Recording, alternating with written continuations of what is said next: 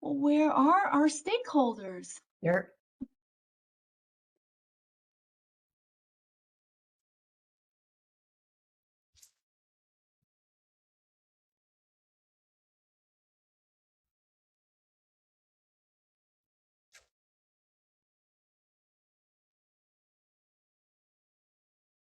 Brian. Let's go ahead and let folks in. Yeah, Deb, as there, since we're close to Yes. start time, that'd be great. And I see you've started recording. Thank you.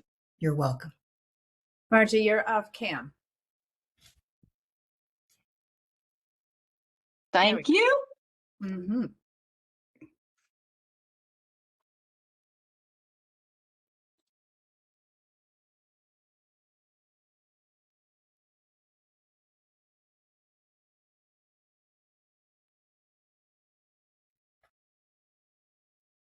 There's Miss Barbara.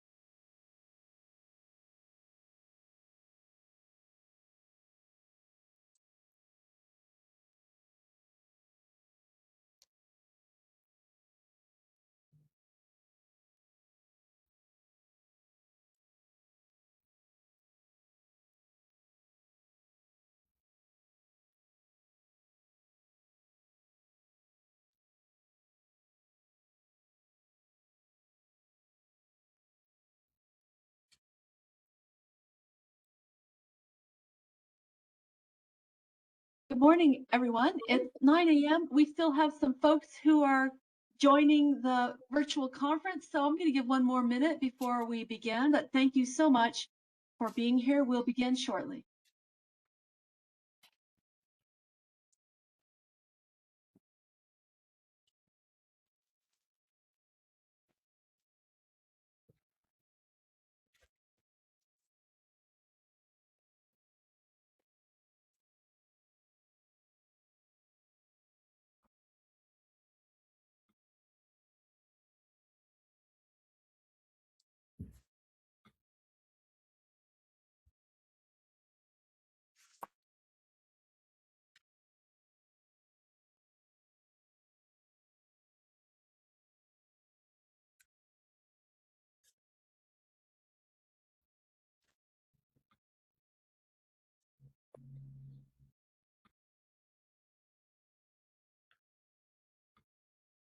Good morning and welcome, everyone.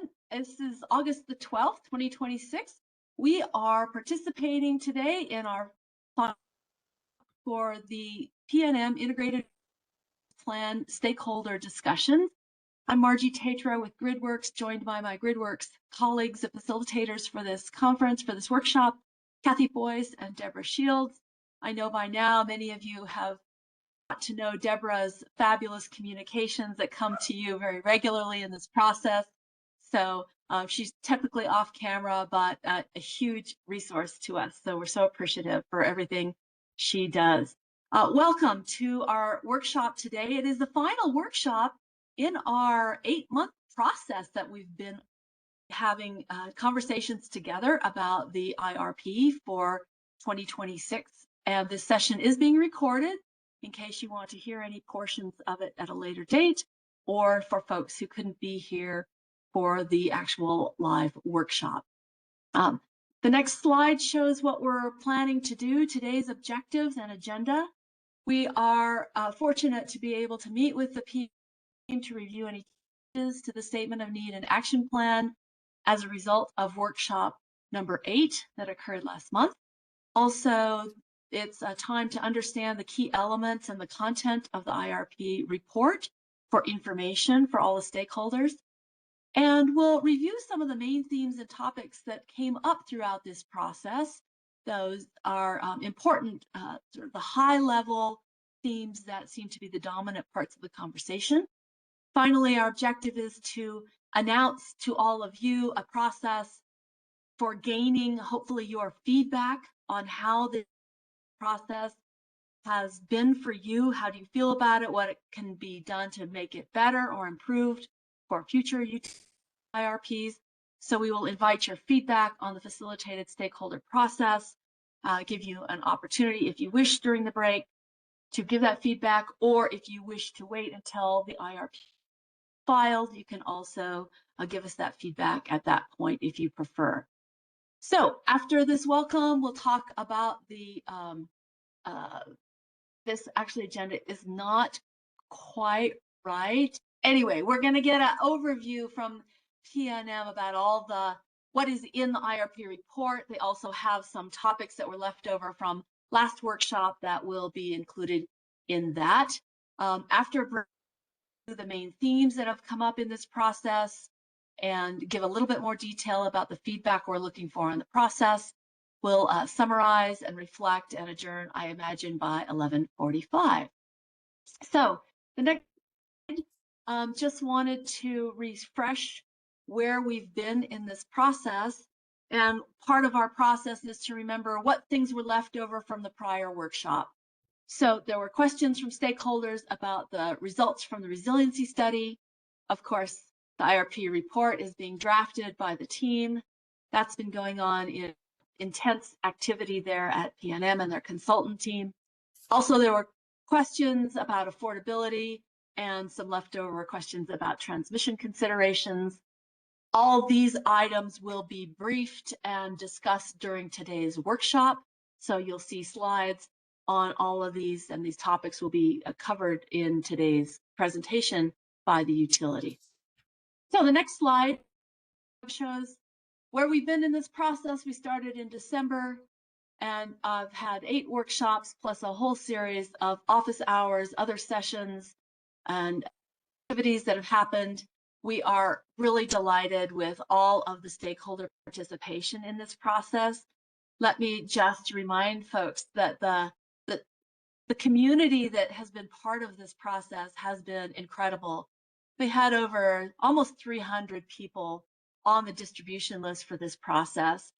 And remarkably, 44 of you participated in 6 or more events in this process. So that is a huge credit to you all for taking time to engage in this, both the 44 of you who have attended more than 6 of these events and the rest of you who participated as you can. We really appreciate your input. It is critical to this process. So I wanted to give a big shout out to all of you who've engaged in this larger conversation.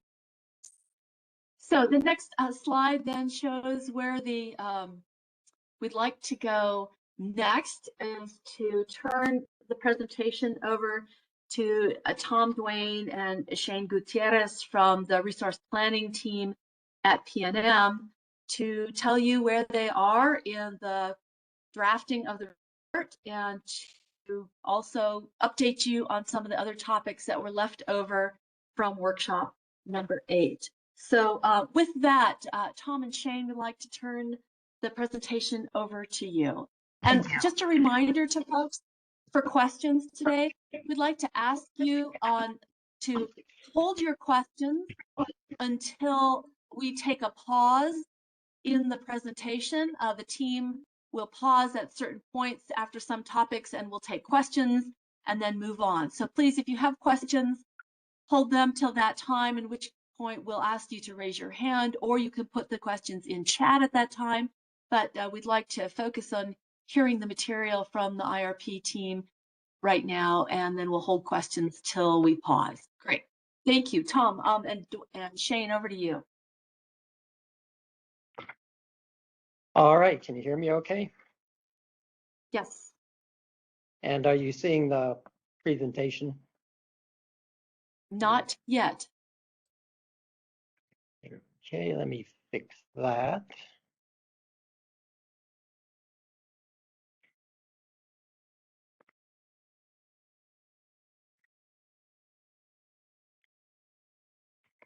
No.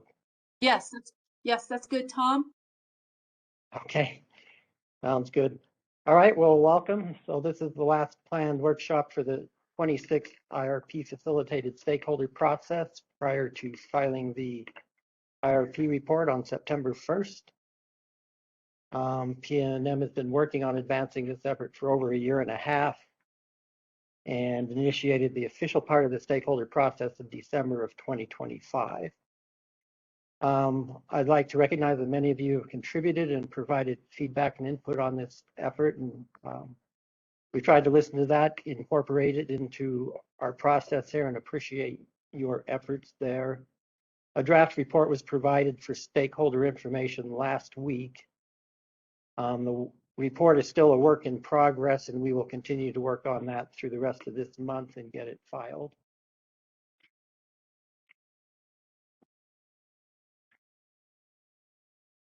So the modeling aspects of this and most others are pretty much over at this point.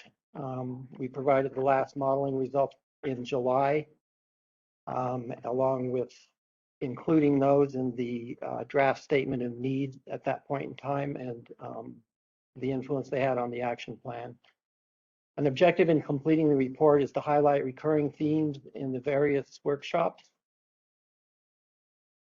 and office hours held with stakeholders. Stakeholder input was instrumental in progress 2 and meeting the objectives envisioned by the IRP rule.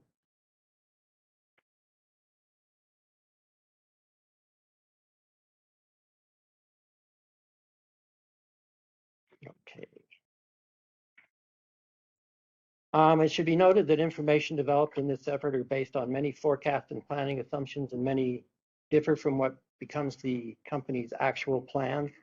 Any assumptions and projections contained in the presentation are subject to a variety of risks, uncertainties, and other factors, and most of which are beyond the company's control and could have a significant impact on the company's ultimate conclusions and plans. The information is based on best available information at the time of preparation.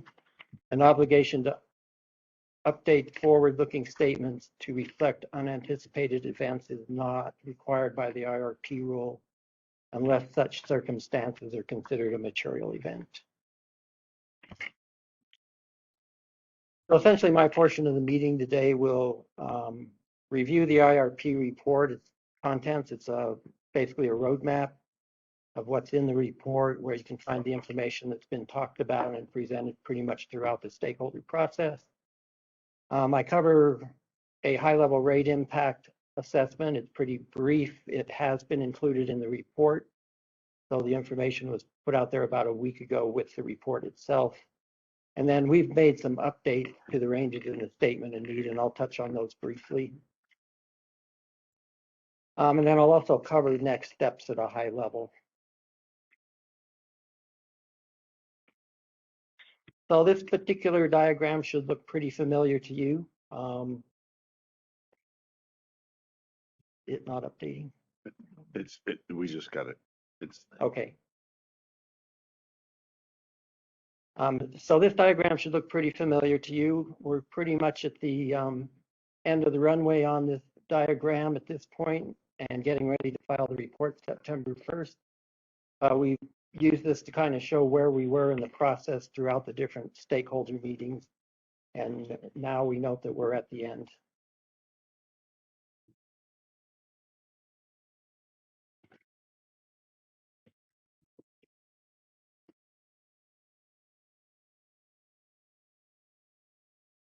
So the majority of this presentation will provide a roadmap of the contents of the report. It provides an overview of where you can find key information covered in each chapter. So this first slide here is kind of a single slide summary of the contents of the report. It consists of information at a very high level, the purpose of the report, introductions, and various chapters are noted. The report is structured into 11 chapters plus some opening information. In addition, while not shown, there will be numerous appendices included, which provide supporting details, information, and studies, and much of the content made available throughout the stakeholder process. The report, the various chapters are kind of lumped by high-level categories here, where the first 3 chapters more or less cover context and inputs, information on the existing system and existing state of the industry are provided in chapters 4 through 6. A lot of the analytical work and modeling approaches discussed in 7 through 9, and then the outcomes of the statement and need and action plan make up chapters 10 and 11. So the first part of the report covers various topics as noted. A draft executive summary was not provided with the draft report distribution. However, this is under development and being coordinated with completion of each of the report sections. So the front material will include a safe harbor statement. It will include acknowledgements before we final that, which are not there at the moment either. And then it'll include the executive summary that was not part of the draft report. The purpose of this section is to kind of orient the reader, establish legal disclaimers, and credit the collaborative process. So in chapter 1 provides an introduction to the IRP process.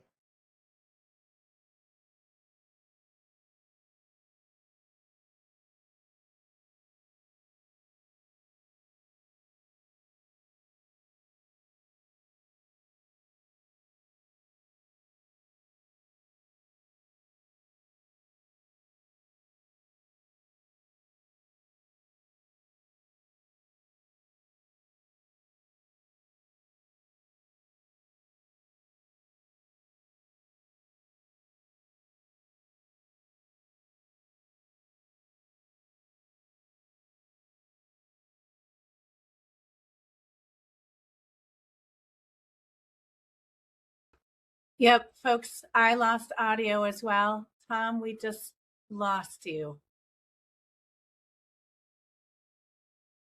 Yes, Margie? I had lost Yep. audio as well. Can you hear me? Yep, I can hear you. Looks like several folks in our chat are also. So Tom and the PNM team. Let's hold. Let's see if Tom.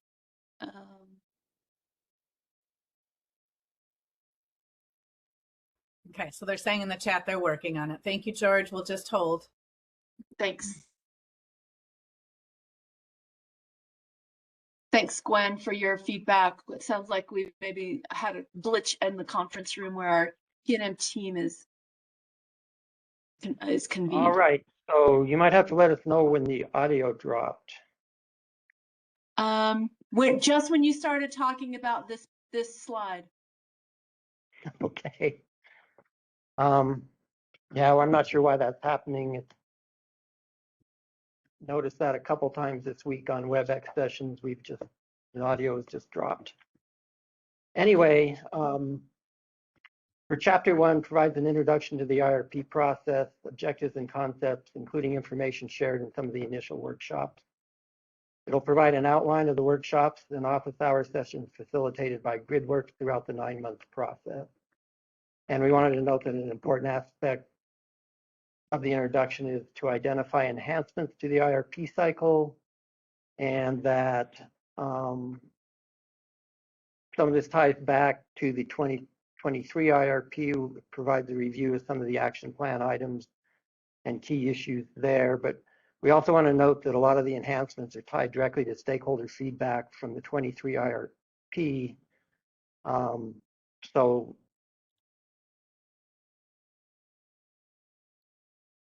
we just want to note that the stakeholders do make an influence on what we choose to do next and where we will go. Again, with this IRP, we will look at stakeholder input to help direct where we go with the next one. So chapter 2 provides the planning landscape. This chapter provides information on recent trends and how these have resulted in changes in this IRP that differ from past planning efforts. Some of this is specific to New Mexico, while other is tied to national and industry trends. Yeah, I'm good. I'm sorry, on a Zoom I'm right gonna put you now, on mute. and I'm doing okay. Sorry. Sorry, we got it. Sorry for the Ron? interference. Okay. There you go.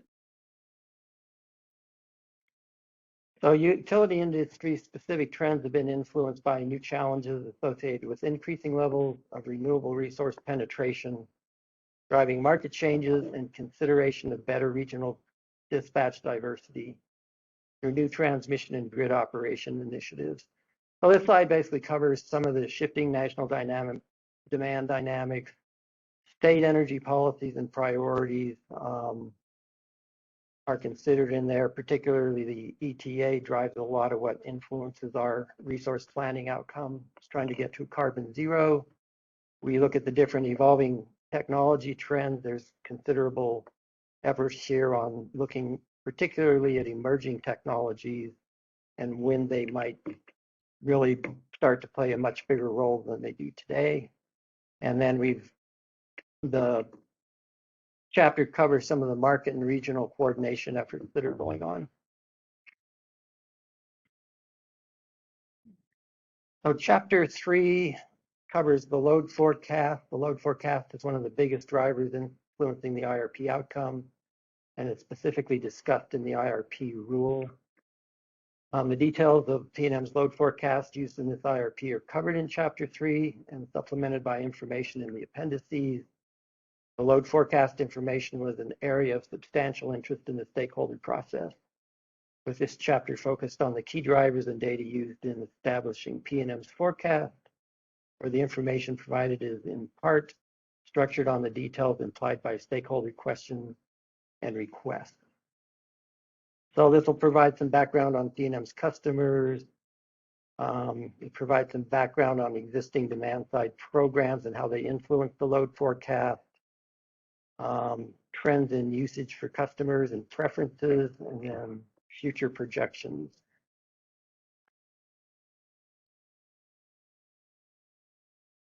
Now this chapter 4, provides substantial detail on PNM's existing resource fleet used to serve today's customers. This kind of gives a foundation of what does the resource portfolio look like at this point in time. It provides information on approved resources that are not yet in service, but will help meet the forecast demand through 2028. There are currently no expected hurdles to meeting the expected in-service dates of the approved resources there. In addition, the details of the pending 29 to 32 resource application are discussed in the associated RFP supplement initiated earlier this year.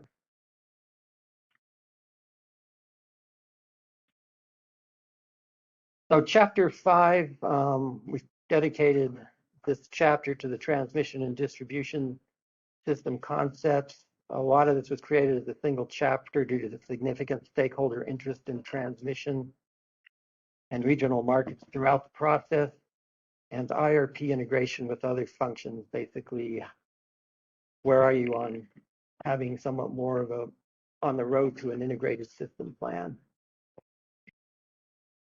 So chapter 5 provides information on the aspects of the grid that influence and interact with the resource planning process and requirements. The chapter adds perspective and progress information on PNM's integrated system planning objectives. It provides information on PNM's physical transmission system, distribution system, and operations, as well as aspects of how the planning for these systems and operations plays an integral role with the IRP. Stakeholder interest as I noted, played a significant portion in some of the material that we've put in here.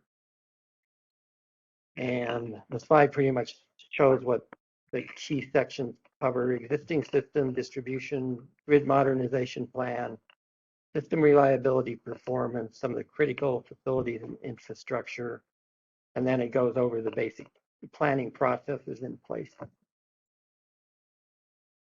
So chapter 6 covers reliability and resource adequacy. This chapter also covers information that has significant stakeholder interest based on questions and comments received in the facilitated stakeholder process. There's a fair amount of information here on the reliability standards that drive each function of the utility and interact with the various planning functions are documented in this section to add perspective on the complexity of a fully developed integrated system plan, how these different reliability and criteria we have interact and affect the different transmission, distribution, resource planning type functions. Regional perspectives are covered, but more importantly, significant detail on PNM's resource adequacy measures driving the model outcomes in the IRP are discussed.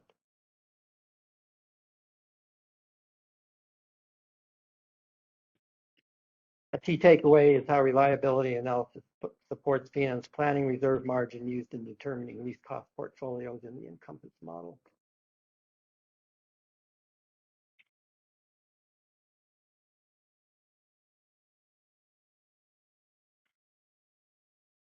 And one of the key outcomes, of course, of the adequacy analysis, which will be in the PowerGen study that I'll touch on briefly later, was the determination to change the reserve margin for this IRP to down from 16 to 14.5%.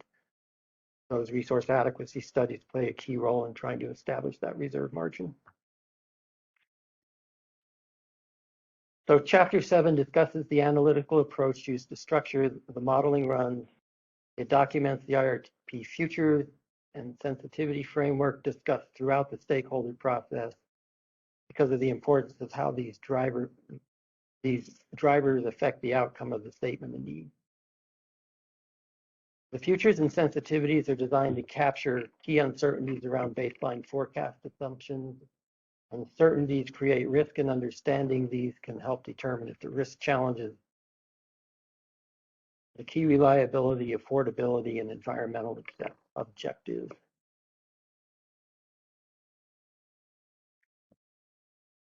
There's basically 4 types of analysis used to capture a more total outcome that are mentioned in this section and covered, which include the capacity expansion, the zonal production cost modeling, the nodal production cost modeling, and the loss of load probability modeling done through SERV-M analysis.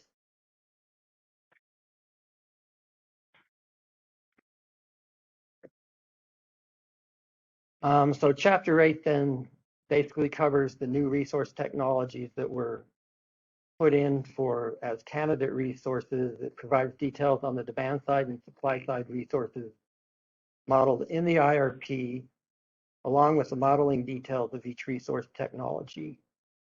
These resources are frequently referenced as generic because the selection is based on technologies as opposed to specific projects like those defined in an RFP. Stakeholder input was considered and at times factored into PNM's modeling assumptions. In addition, overall resource options were expanded based on stakeholder input for some of the options modeled here.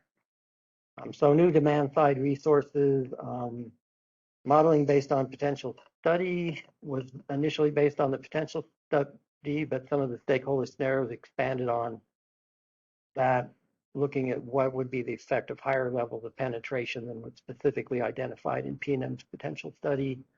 Stakeholders also added some requests to try to look at a high-level VPP, virtual power plant setup on the distribution side. Renewable and storage resources, these of course have been out there for quite some time, have made up the majority of resources added in recent years. In that, there's also potentially conventional geothermal resources out there that fit into some of the things that have existing technology that is in service. Certain assumptions on these resources were adjusted based on stakeholder input.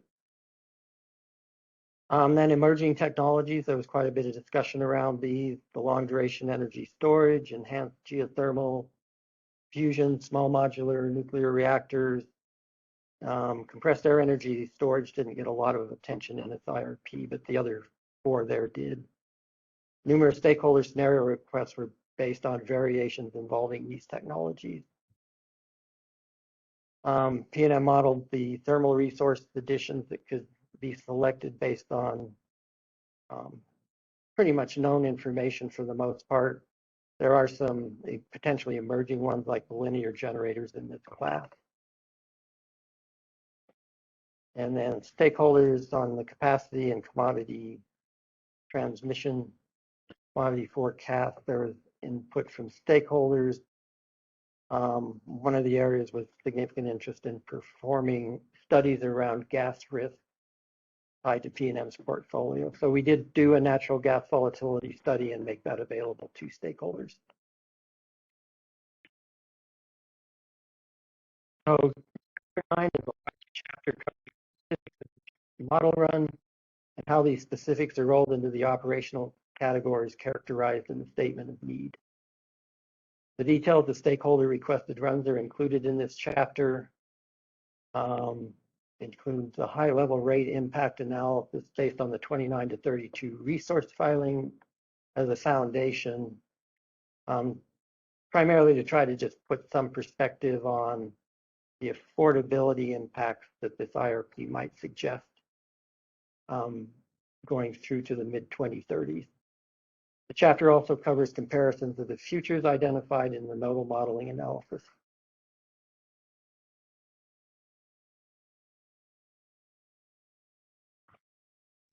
And then finally, we get to chapter 10 and 11. Chapter 10 is basically the statement of need that was discussed in the two previous workshops and the action plan from the two previous workshops. There are a few edits to the statement of need that I'll cover. Slide shows the key aspects of these chapters, which I will not elaborate on since this information has been in the recent stakeholder workshops. I think that's pretty much what we have on a roadmap to what's in the IRP report. Great. Thanks, Tom. Before we switch on to the conversation tax, I think we have a question in the chat related to load forecast. I think that's slide 10, chapter 3. And so, Bruno, would you like to come off mute? I think you have a question about part of what, and I don't know, Bruno, if you've had a chance to look at chapter 3, but please ask your question about load forecast. Can you hear me? Yes. Hi. Well, good morning. My question was really pointed to the recent announcement the PNM issued about the heat impact on customer consumption and what a significant increase that was, and that PNM met that the load requirements relatively easily. I know that the heat impact has also impacted the cost of electricity to customers because their consumption's been increased significantly. I was wondering if PNM in the IRP process considered any kind of modulations on the load forecast due to some abnormal conditions like extreme heat or anything of that nature. And also if that impact on customer consumption, increasing it so much and therefore increasing the bill so much, causes either some kind of decrease, customers being less willing to consume electricity, or whether it is mute or whatever. However, it is that PNM is considering that in the long term. Yeah, Bruno, I don't know that we have a full answer for what's been going on the last month, but the load levels we're running at are not unexpected at all. We're basically getting up to our forecast levels and maybe just a couple megawatts over that with what we've seen. So the forecast we've had out there predicted where we're at this year. Sales have been up some for late July and August, but on average, they were probably down a bit earlier in the year. So I think on average, we're about where we would expect to be. I wouldn't expect any significant overall rate impacts that aren't kind of averaged out over the months from the weather we've seen this year. We Great, do, thanks, when on your other question, PNM does have a resiliency study that tries to capture those extremes. I don't know that we would consider this year to be an extreme, although it's the hottest year we've seen since 2023.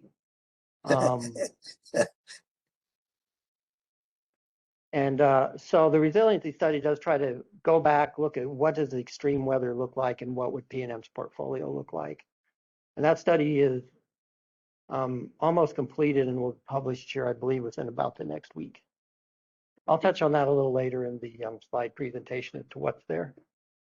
Okay, thank you. Great, thank you. Questions about the content of the IRP report. one question in chat asking about the executive summary, which obviously is not written until the rest of the sections are completed. And we will certainly make sure stakeholders have access to the full IRP that is filed on September 1 that will include executive summary. So that's an action we'll follow up on, on that date. Any other questions about the format, the stakeholder engagement and in pieces of the report? Folks have had a chance to look at it. Any questions from the report itself? Yes, Gwen, I see you have your Derek. hand Please up. go ahead. Oh, I'm sorry.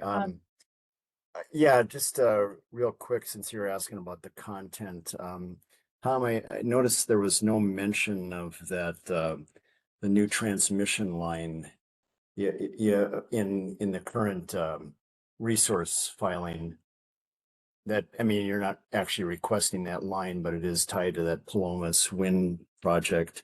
And, the other resources are listed as future resources in the report, but I couldn't find any mention of that new transmission line. And then it talks about, because that's not in the 20-year transmission plan, or at least not identified that way. So I just wondered if that affected any of the other things that are referred to in the 20-year transmission plan. I don't believe it affects anything. I think, to your point, though, we should mention that 29 to 32 resource filing did include that transmission line from eastern New Mexico, or the east side of the mountains, to the basically PNM territory on the west side. I don't think it affects anything other than it's worthy of noting that it's part of the resource filing. Okay, thanks. Yeah, good catch. Thanks, Darren. Appreciate that. Margie, we have a hand. Gwen? Yeah, please. Farnsworth? Yeah. Hopefully my microphone is working. Yes, it is. Okay, fantastic. I had a couple questions. One, and I haven't finished looking through the draft. I very much appreciate that you've shared that with us. That's very super helpful. I'm wondering, my question is about the hydrogen assumptions, and I noticed that you have a section that is to be drafted on I'm just trying to get back to it. Hydrogen, explicit modeling of hydrogen production and storage. And so is that some additional modeling that you're doing right now, or are you just drafting that up? And this relates to a question we've asked before, and I'm not sure how extensively it came up, but the concern that if you're just modeling the cost of hydrogen fuel as just a fuel cost, assuming the market is going to appear, there's a lot of costs involved and a lot of a very optimistic assumptions rolled into that. And so will the report, if you could tell me something about this explicit modeling of hydrogen production and storage part, and I think there's a couple of components that need to be really clearly included if hydrogen as a fuel is to be a resource, and that's the storage of the fuel and the delivery of the fuel, so the pipeline, but then also the electrolyzer and the renewable energy resources to produce it.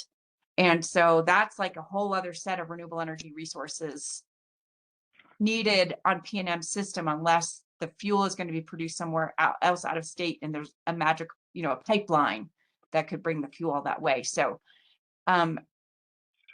wonder what if you could address that a little bit.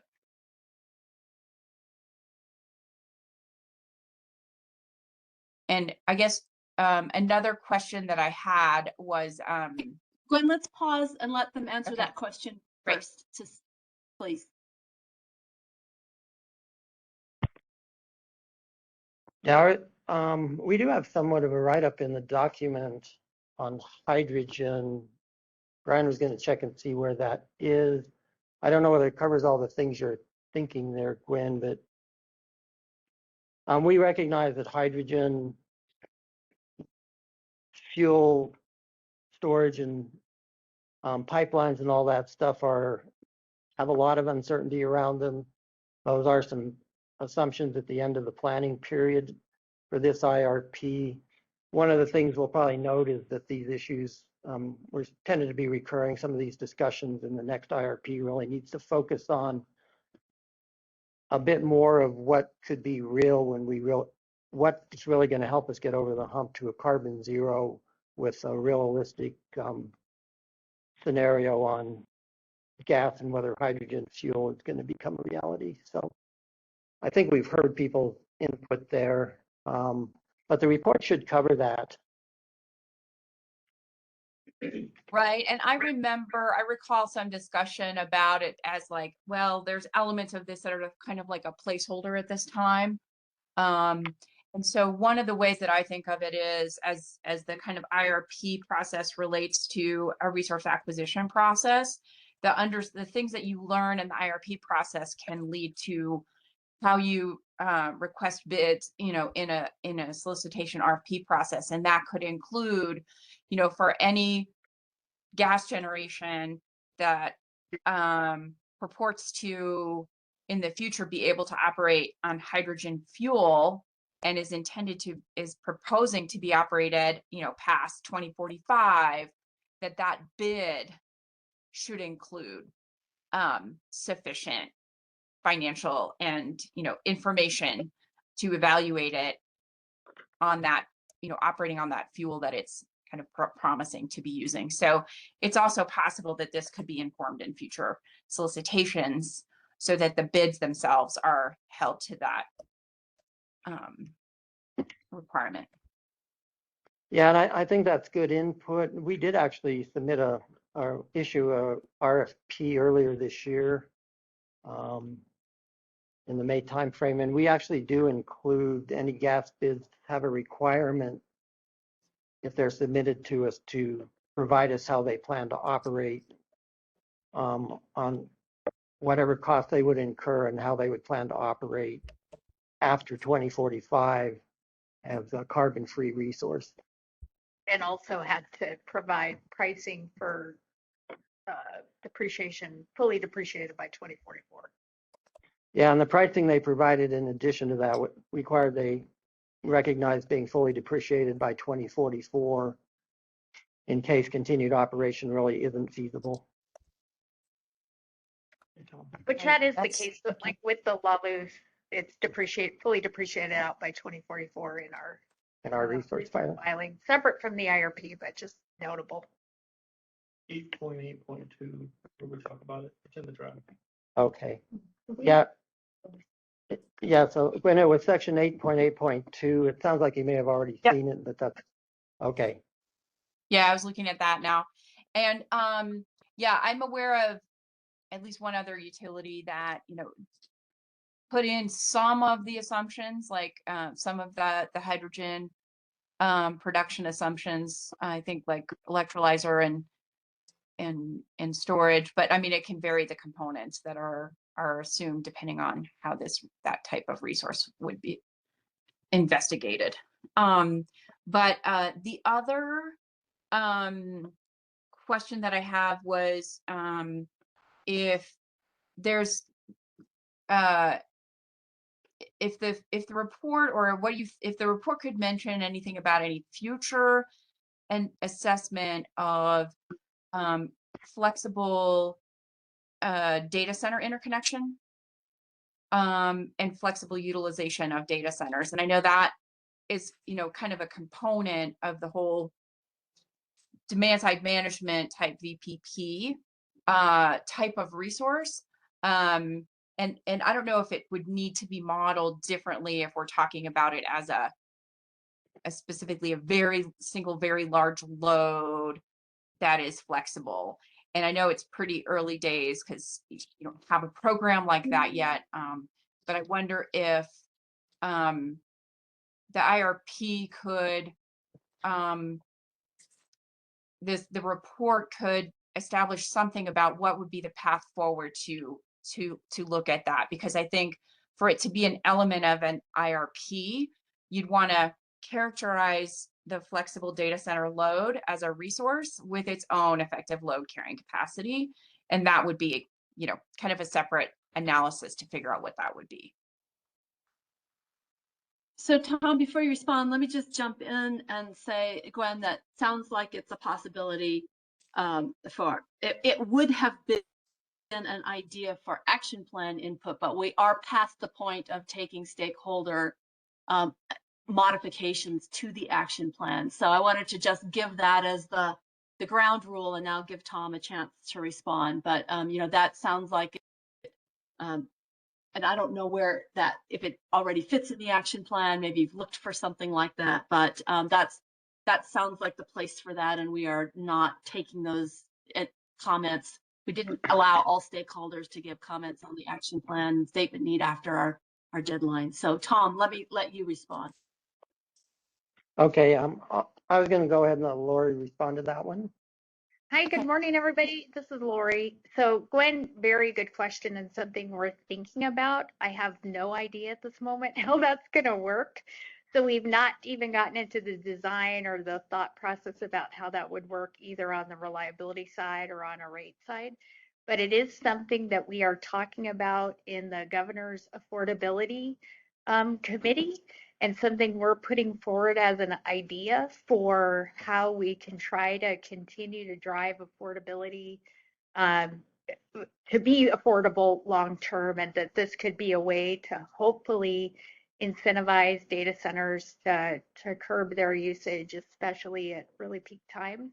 But trying to figure that out, we haven't even started that process. I'm hoping after we get past this resource filing in the IRP, we can start to try to do some thoughts and how would that work, and do our research and get with other utilities and get it all figured out. And so it's coming, but probably won't be something in this IRP specifically, but it will be something you hear us talk a lot about and that we're thinking a lot about as a way to try to kind of ensure that we can accommodate additional growth, because we, at least I have seen and believe that additional growth is going to help affordability tremendously in the state. But it's going to help offset the costs of the energy transition. But if we can do it in a way that doesn't drive a significant amount of infrastructure investment well beyond what's utilized in lots of other hours of the year, it'd be a really great kind of win-win for everybody. So hoping we can go down those roads in the very near future. Okay, and it's something that we can put in our comments to say, like, hey, we didn't bring this up earlier in the process, and I agree that there's plenty of opportunities to address it further, including the commission's working group that they're going to very quickly have a report on opportunities for large load interconnection. So Yep. Exactly. And just so folks know, the commission did ask us to notify all stakeholders that have been involved in these IRP discussions over the past 3 years. Invite them to engage in that large load tariff working group, which is coming up this week. So thanks for bringing that up, Gwen. Yeah, I'm glad you see an opportunity there too. Great. Tom, Kathy, do you see any other questions? We really want to move next to the affordability and the rate impact discussions. So customer impacts, Tom, let's turn it back to you. All right. Checking, it looks like people can still see the slide deck. So this just touches real briefly. We were planning to try to put some perspective on how does the IRP come out from an affordability perspective. Affordability is not exactly something where there's a clear line on what that means to people. It can be very different. And one person's ability to afford something can be very different than another's. But anyway, to add some perspective, we went through and said, well, if we were trying to establish what the rate impact of the IRP outcome is, what might that look like? So this is illustrative, it's high level. This is definitely not for rate making purposes. It's trying to be somewhat indicative and give a feeling for whether the resources are really starting to impact rates based on the way they're proposed. So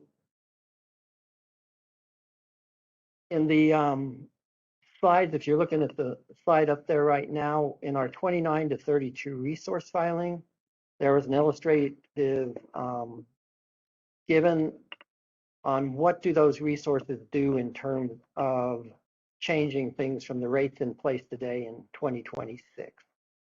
So in that, basically that filing identified that PNM's total revenue requirements based on what is being requested in the 29 to 32 resource plan, and potentially the supplemental came in at about 1.6 billion for the total revenue requirement on an annual basis. Looking at all of the billing units associated with that, that gave a system average rate of about 9.5 cents per kilowatt hour. And that's all pretty much information in testimony in the resource filing. In that particular filing, it identified a residential rate outcome potential of about 14 cents, 14.5 cents per kilowatt hour. That was recognized as actually a reduction over the rates in place today. A lot of that is helped by having the large loads in there, and that illustration also proposed a large load tariff to help offset the cost, since the large loads were a big part of the driver in that resource filing. And that came out at about 11.6 cents is what was used in the illustration there. Obviously, the resource filing is not a rate case, and there's many details that would be discussed as people try to move forward on how you would actually implement rates. For the purpose of the IRP, we basically said, well, what if we start where this resource filing was at the 1.6 million in total revenue requirement? When we looked at the current trends and policies, you might need to cross out, if you're looking at the posted version, I think that label is incorrect. I need to cross it out and replace it with current trends and policies. In that, we were basically identifying solar resource additions, long duration storage, and energy efficiency as additions that would go in between 2031 and 2036. They effectively were estimated to add incremental revenue above the 1.6 million of 1.6 billion of 229 million. Looking at the high economic growth scenario, there was additional solar, there was some wind that came in that portfolio, some additional long duration storage, including some in the form of pumped hydro, and then energy efficiency additions in there as well. So that one basically would show the high economic growth, the resources were estimated at about 519 million over the 29 to 32 resource filing.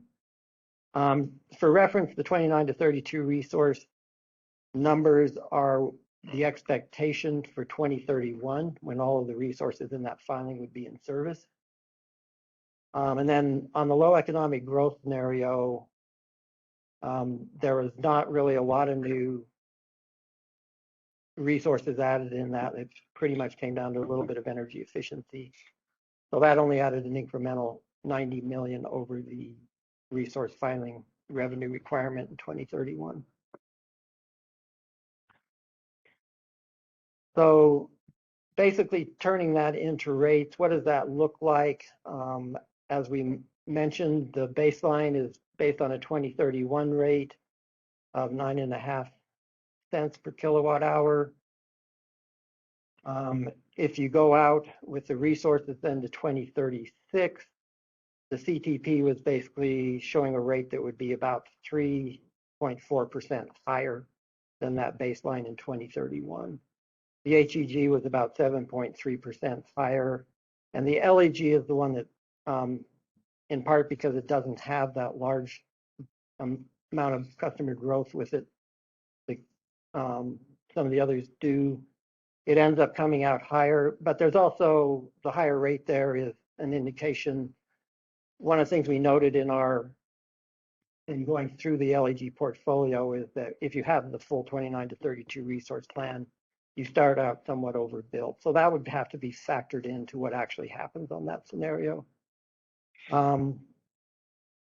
And we would not expect it to play out the way the numbers do here, that we would be well below that because we'd have to make adjustments in the 29 to 32, as we noted earlier in the workshops.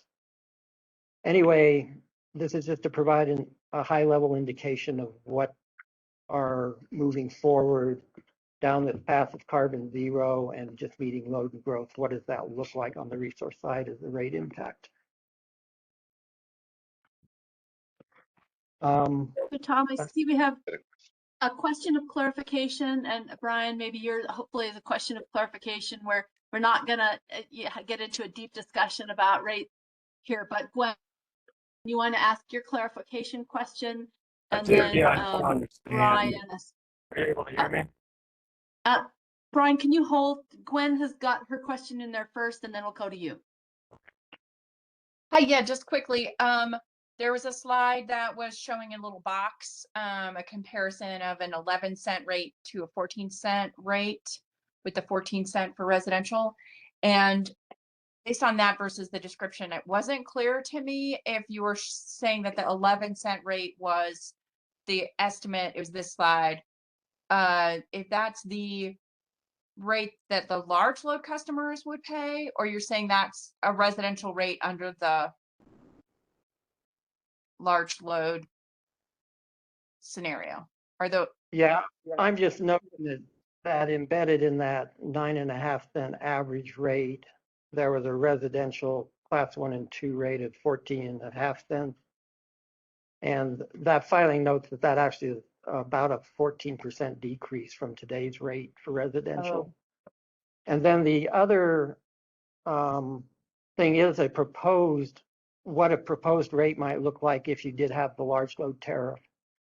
And that is included in coming up with that average, that the large loads would be paying this 11.6 cent rate. all right, thank you, that clarification. Great, thank you. Now, Brian Andrews, please ask your question. Hi, thank you. Yeah, and my question's on this slide about the all-in rate on the low economic growth scenario being the highest. Is that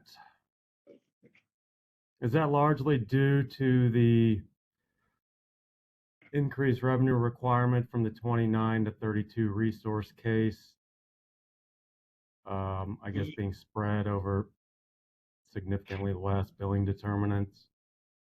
Yes, that's a significant part of it, which I tried to point that out, but we feel that for that low economic growth, we would be adjusting what's in that 29 to 32. We would have to make some kind of filing to modify that so that you're not spreading all that over a lower load. But there is a bit of a disconnect between the low economic growth scenario and the resource filing, which drives a lot of that. Did I hear you right that you would make a filing to change your 29 to 32 resource case if you weren't seeing load growth? Yeah, I think we'd have to, because there's a significant amount of load assumed in that filing that those resources are designed to cover. And the low economic growth scenario for the IRP was put in actually below what the 29 to 32 starting point is.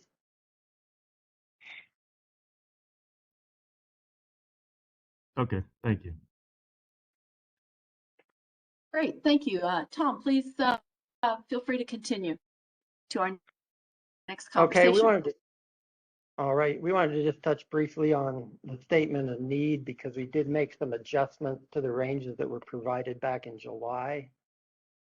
When going through some of those numbers, they were put together by kind of looking at specific cumulative amounts of resources between things like 29 to 32 and 32 to 36, and then 36 to 40 and 41 to 45. Summing the numbers that way was leading to some of the ranges not really matching up with a specific model run, and we felt it really didn't make sense. So we've adjusted the portfolio ranges to tie out to specific PNM and stakeholder model runs.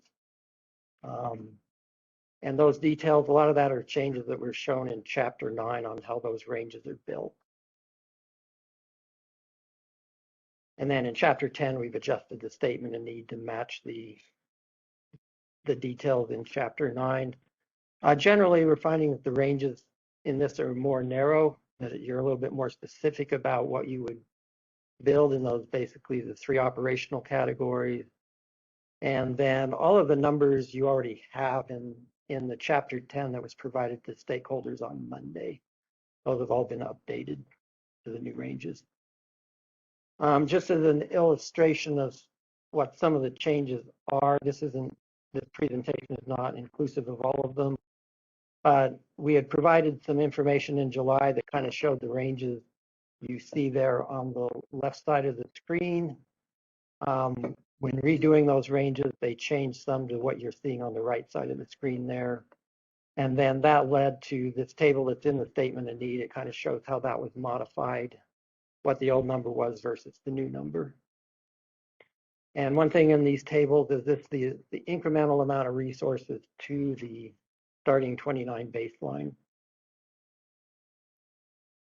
Similar information on the stakeholder scenarios, how the ranges there were changed. And so that these each tie out the high, the low, and the stakeholder scenarios tie out to the specific model run that was made that drives those. Same with the LEG, those were adjusted to tie out to specific stakeholder runs. And then same with the HEG, those are also modified there. We just wanted to put that in there. I don't know that it, in the end, it affects anything. We still pursue a tiered procurement at this point, where if we were to move forward today, we would be pretty much following the CTP range needs in there. I wanted to touch a bit on some of the key takeaways from the 26 IRP. Of course, the key takeaways become the statement of need in the action plan. But just touching on some others that kind of came up, resources, and I think we mentioned this quite a bit throughout the process, but through the focus period, we were defining a 33 to 36 for the next resource filing procurement tied to an IRP. The needs there are fairly thin. There's some solar, some energy efficiency expansion, and then some storage that was in there. Those needs still will be depending on load. One of the recurring themes, though, has been some of the things like what Gwen brought up, that what's realistic when you get beyond this period, and how do we start to converge on at least looking maybe at more ways that you would get to carbon zero. That might not include a hydrogen future, it might not include a nuclear future, but how do we think about what we would want to do going into the next IRP to put more perspective on those different things, and then just get better numbers on where the technology stands, technology readiness. We've introduced the concept of integrated system planning here. We continue to try to work on that. There's aspects that are pretty challenging on trying to integrate across the different functions of the utility, but we would continue working on that, particularly for the next IRP, and expand on those concepts. And then there's quite a bit of interest in what's going on with demand side programs and potential. So that's another area where we feel probably some additional work would need to be done before going into another IRP process to put more clarity and provide more direction on possibilities and real potential there. We did introduce quite a bit of new DR programs. In some cases, the potential was not real promising with them, but the programs were there, and probably just more work on trying to understand those and see how much can become real there.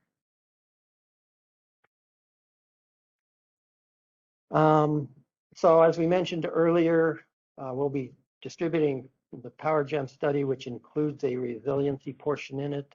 We did a resiliency study for the previous IRP. This is really an update to that. That has not yet been made available, but it'll be included for informational purposes as part of the IRP, and we should have that out before the IRP report is complete. And then, of course, we will be completing the IRP report and filing that September 1st. On the Power Gem study, basically, it's going to be a detailed report written by Power Gem that documents many of the assumptions we talked about very early in the process on the reserve margin used for the IRP process and how it ties to the 1 in 10 day reliability standard. It will discuss how the ELCCs were developed for each of the different technologies, and that includes the ones that we talked about early in the January, February office hours on doing a study to develop the thermal ELCCs, which were actually used in this IRP for the first time. Historically, we've used things that were more tied to the forced outage rates of the units. And we'll talk about how the ELCCs vary with technology penetration. That's the incremental ELCC by technology, particularly for solar, wind, and storage. And then the portfolio reliability verifications that were done for the CTP case, HEG, and stakeholder scenarios for validating that they were meeting the 0.1 LOLE, loss of load criteria. And then the resiliency piece is where it really tries to touch on extreme weather for summer and for winter to see how the portfolio responds and if it appears to have reasonable exposure to loss of load and unserved energy hours.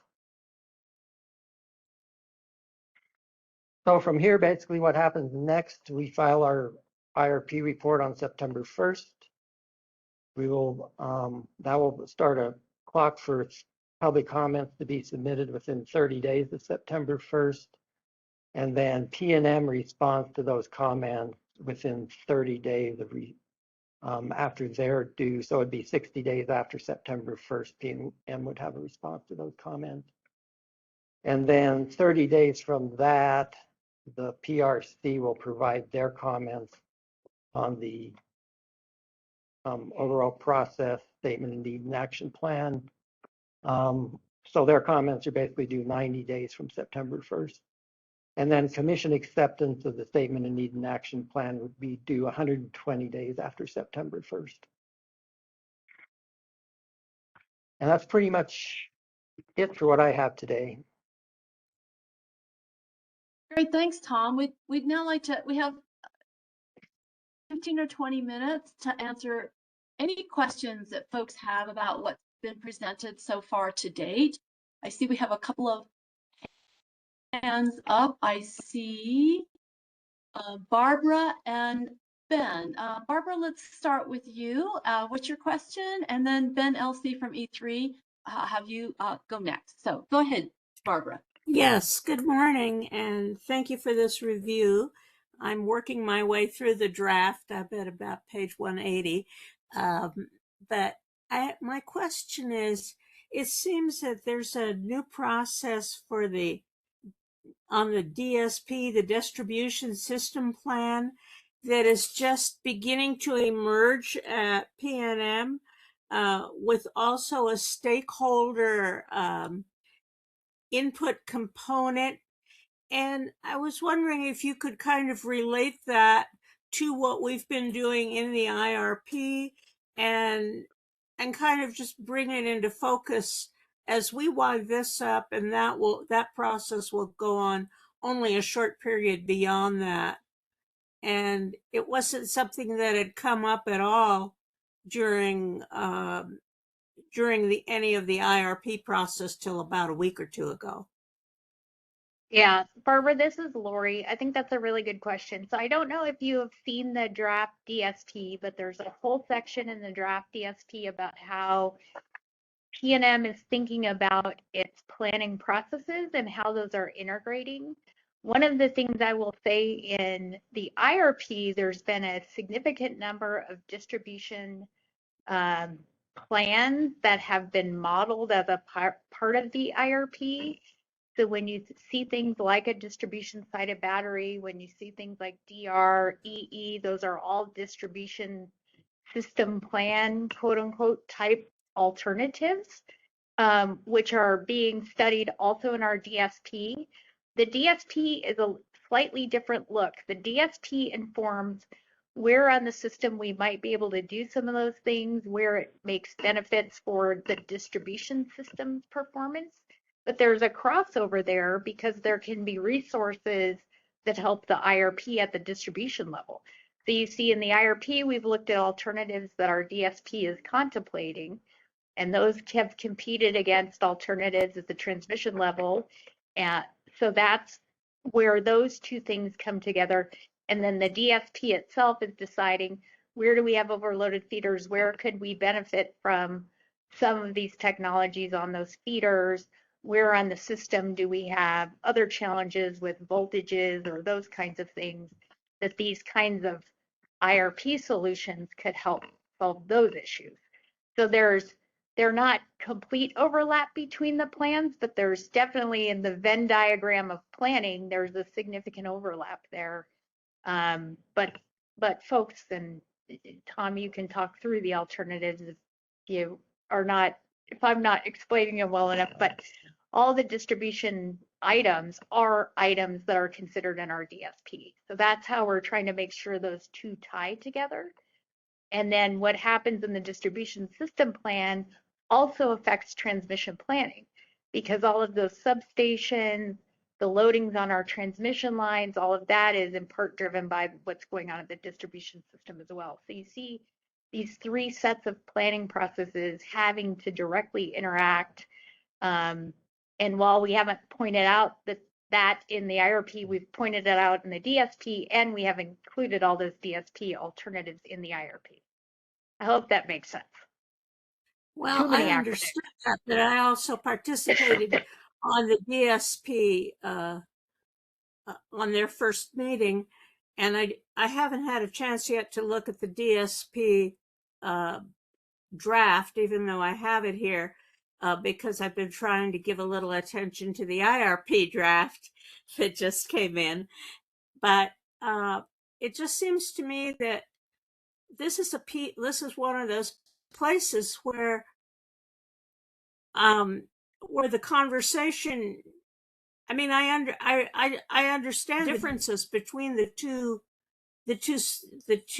approaches, the IRP approach for really looking for what technology may be available in the future versus the DSP that is what you have on the ground and how that can accommodate various needs. I understand both the overlap and the differences between the two, but I think what I am concerned about right now is, how do we get this communication between these two processes, or how does PNM see how to bring these together to the extent that they belong together, or separate to the extent that they're not? Because it wasn't ever discussed at the IRP, so it was really happenstance that I found out about it in terms of being able to participate on that process. And others may wish to participate in it too. Yeah, so things that we haven't talked about the IRP stakeholder process was, before we started the IRP process, we had all of these planning groups report to me, Barbara, and meet together every week. I have all of these groups that come together. We have a staff meeting every week between these groups. Prior to starting the IRP, we had distribution system planning come in and help inform kind of what are those distribution challenges? What are the things, how are they using distribution sided batteries today? What kinds of things should we be considering in the IRP of alternatives? We did that same thing with those groups like our DR and EE group, who also work very closely with our distribution planning group, with our distribution engineering group. So all of these groups are meeting. I don't know that we highlighted exactly how that's all working together because it's a limited amount of time and we were trying to get you the concepts.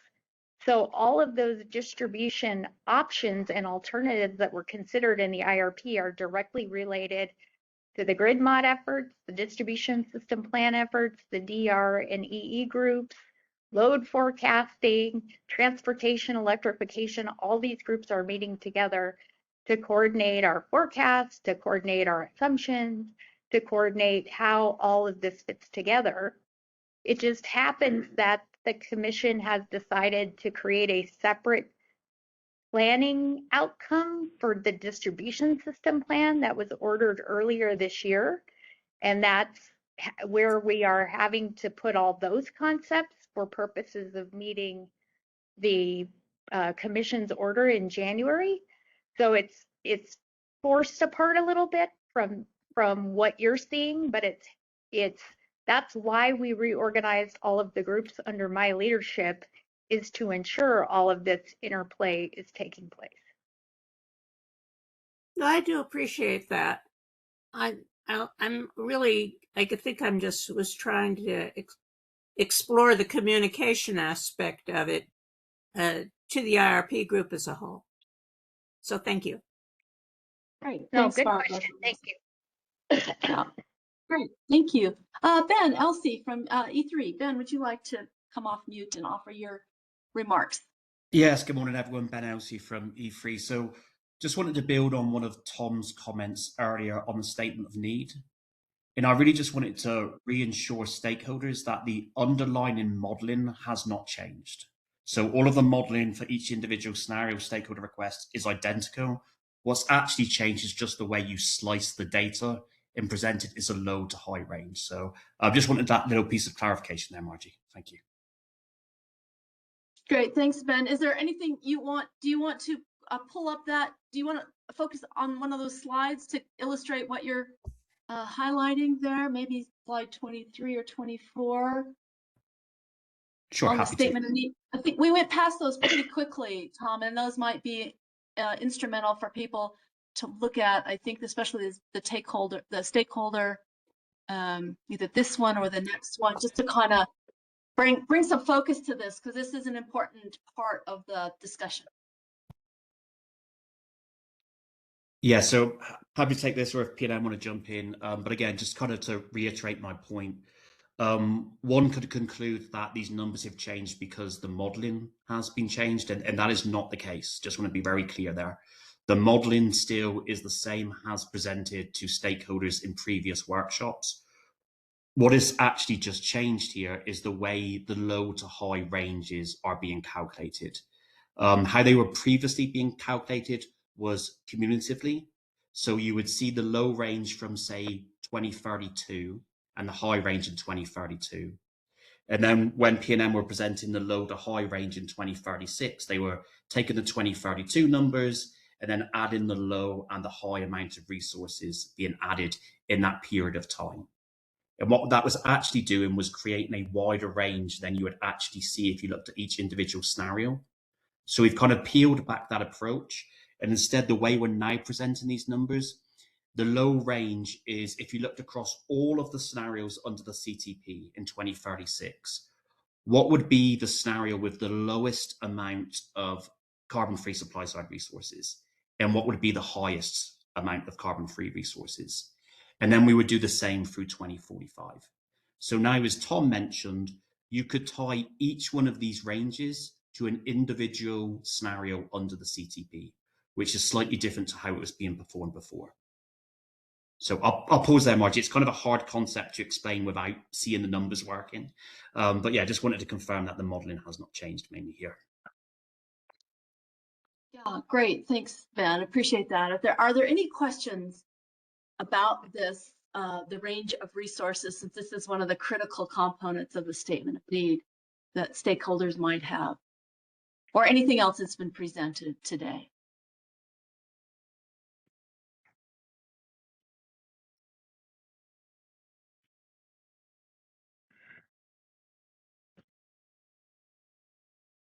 I'm not seeing any hands raised. I do. Oh, Gwen and Remy. Let's start with Remy. We've not heard from you yet. And then Gwen, after Remy, we'll go back to you. So Remy Franklin, Interwest Energy, please go ahead. Margie, thanks so much. I just wanted to confirm my understanding of the, sorry, I'm messing with my screens here so I can see you all. Just confirm my understanding of how the statement of need timing corresponds to the upcoming, like that, what will be the next RFP and then also the current RFP that's ongoing.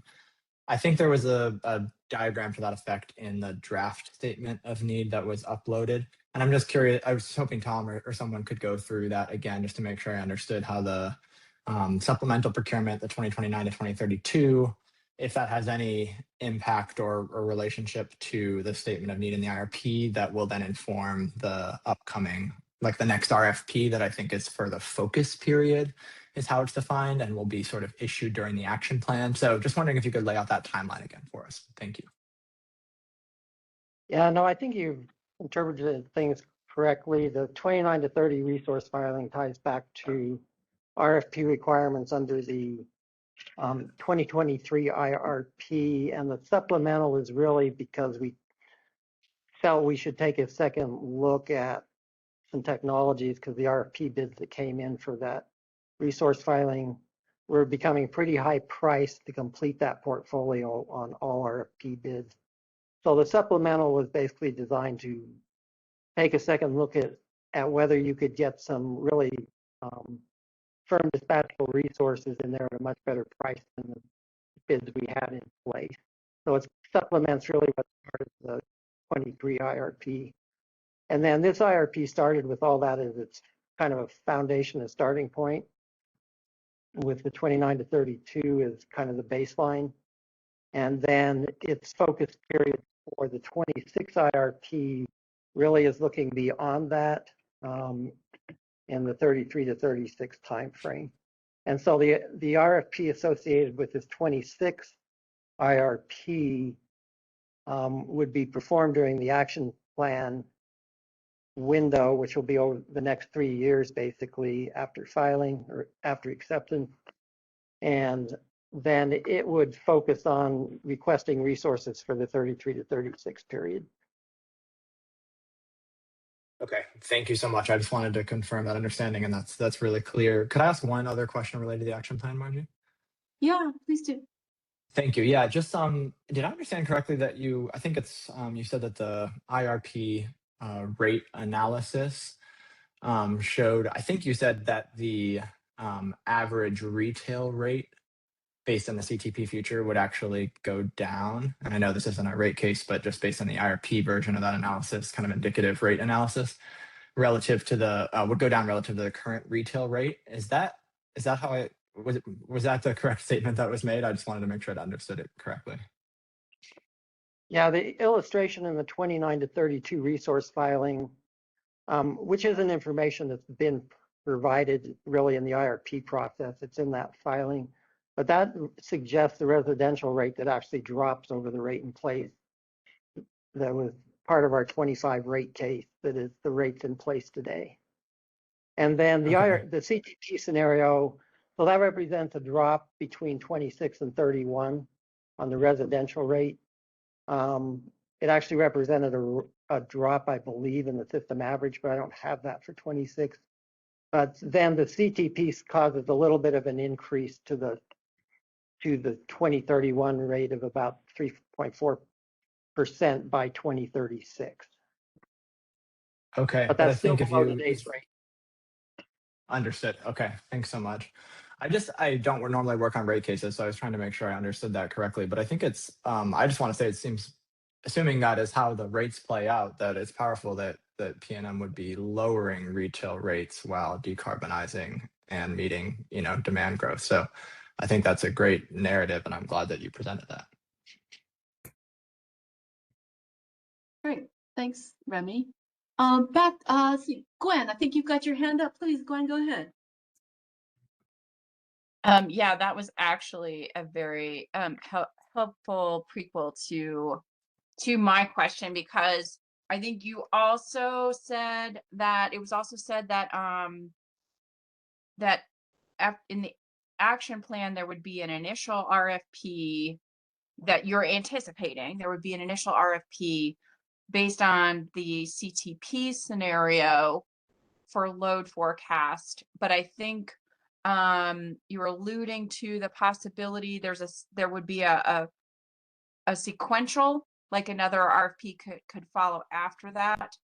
And so I'm just interested in the narrative around large load growth, because it seems like it's definitely happening. But the CTP forecast doesn't, is not the large, high growth forecast. Is the idea that you want to start with, kind of the known procurement that you believe is needed, and then leave room for a second, a follow-up RFP for additional large new load growth, and that might be its own separate RFP? And I think it's interesting if the narrative is, during all of this legitimate concern, which we have as well, about explosive load growth, is the storyline here that PNM has a little bit of breathing room in your planning, where you have time to work through the planning so that you can acquire resources to serve new load in a way that actually does fit within the emissions reduction, the carbon reduction goals. So I may not answer all of that, Gwen. But please come back if I'm missing a piece of what you just asked. But I think the way we're looking at it, and the way you see our 29 through 32 resource filing playing out, is we know the energy transition is going to be expensive. It already has been and will continue to be. We're trying to find ways to lower those costs as much as we possibly can. One of the ways is to make sure that more people are paying for those costs, and that we're figuring out a way to incorporate those loads in within our carbon intensity requirements, and trying to lever between that transition, affordability, but bottom line, making sure in no way are we risking reliability. That's to me the non-negotiable. If we go straight to 200 pounds per megawatt hour for the next 20 years versus trying to come in much lower than that, but raise rates faster, and not be able to cover some of the larger loads that can help us temper the costs. We're really trying to balance between those three things going forward, and finding those sweet spots that help us do that, where it's not that it is explosive load growth, but it's load growth that we're figuring out a way to accommodate responsibly, and within all of our environmental compliance, and do it at the least possible cost that we can, and ensure the EUE and our LOLE are as high as they can be, or as good as they can be for the dollars that we spend. That really is the way we've been doing it and trying to think about it. And as you've watched our planning play out, hopefully over the last several years, you saw a first of its kind public 20-year transmission plan, because we know transmission is a massive piece of the answer here. Access to neighboring markets and regional markets, going through the EDAM implementation process right now, that's really foundational to this. Then trying to capture as much as we can of the expiring federal tax credits before they go away, but making sure we're not going too far that we have to put so much more in to achieve the same LOLE or EUE, try to temper that affordability. I hope what you're seeing is a very intentional process to try to keep this manageable for folks. in every respect, including our operators trying to keep the lights on. So that's, I hope I'm answering your question, but maybe I'm not exactly. So let me know if there's something I left out. I think that was very helpful. I think the only thing that I didn't hear was there was, I think, the use of the term sequential RFPs, something like that. So is there going to be, after the ones we heard about just now, the 2023 IRP resource acquisitions under review now at the commission, the supplemental RFP, this next action plan, action window RFP. But did Dwayne or did Thomas or somebody mention that there could be yet another RFP after this action plan initial RFP based on the current trends and policies forecast? Not that we know of. So the Okay. way we tried to set up that action plan, if you notice this time around, it's definitely a kind of triggers and decision tree giving pathways. So we think, as far as we know today, the CTP is our most likely. But that doesn't mean that there won't be people seeking to locate in our balancing authority or in our footprint, our retail footprint. And as those things happen, we've tried to give visibility into how we'll adjust. So you've seen all the different load futures that Shane and the team have studied to try to define how we'll go about that. But as Darren Zigich has noted, and we've noted many times, our plan is there'll be an RFP for 2033 through 36.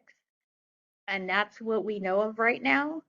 And as identified in our action plan, and you've seen also a very intentional effort to try to go out much further in time so that we can ensure that those emergent technologies get an opportunity, because we know that's what's going to have to fill the gap.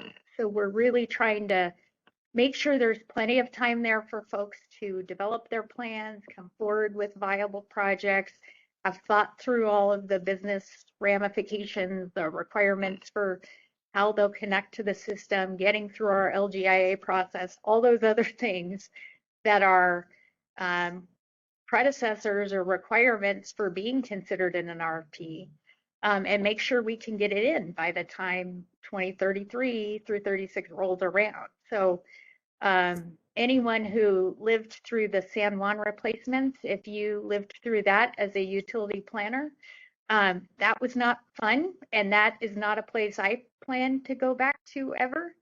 I plan to make sure that we have adequate resources that meet the requirements in the timeframes necessary to ensure continuous reliability. That is my job. So that's what I'm trying to do, and hopefully that answers the RFP question.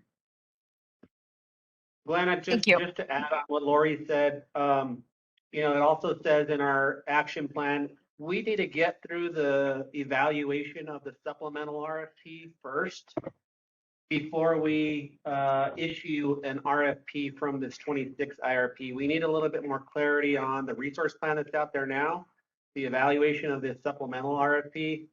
And then sometime after that, we would expect to issue an RFP for that 2033 to 36 timeframe.